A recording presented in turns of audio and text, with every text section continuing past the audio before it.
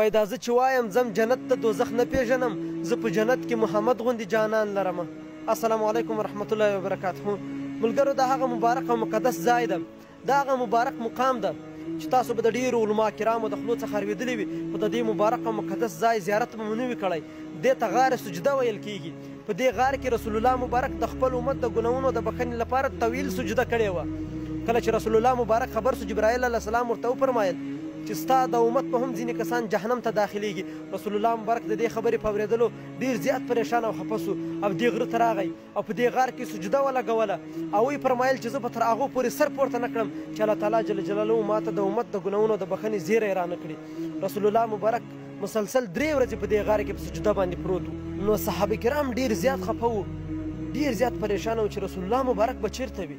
په ډېرو ځایونو کې وو رسول الله مبارک پیدا نه کړو. اخر د دې غره طرف ته راغلل او له یو شپانه څخه یې پوښتنه وکړه چې تا خو به دلته څوک لیدلی نه وي.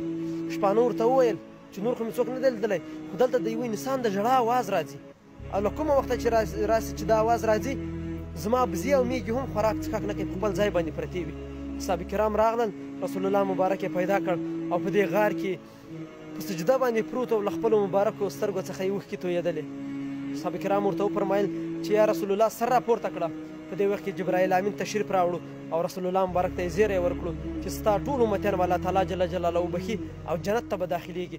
له هغه وروسته بیا رسول الله مبارک خپل سر راپورته کړ او په نړۍ کې هېچا دومره زیات د چا لپاره نه دي ژړلي لکه رسول الله مبارک چې د خپل امت لپاره ژړلي دي. بختور به هغه څوک چې د جمعې په مبارکه شپه او د جمعې په مبارکه ورځ باندې په رسول الله مبارک باندې درود شریف وایي. رسول الله مبارک فرمایي وایي ما ته به تر هر چا هغه څوک زیات نږدې وي چې پر ما باندې زیات درود ویلی وي.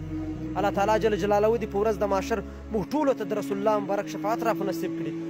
که هر چا د دې ویډیو زیارت کړی وي تر اخره پورې دا ویډیو کتلی وي په رسول الله مبارک باندې صرف یو ځل همدا اوس درود شریف ووایي او دا ویډیو تر نورو مسلمانانو پورې ورسوئ چې ټول مسلمانان یې زیارت وکړي او په رسول الله مبارک باندې ډېر درود وویل سي. الله تعالی جل جلاله مو ښاد او آباد لره.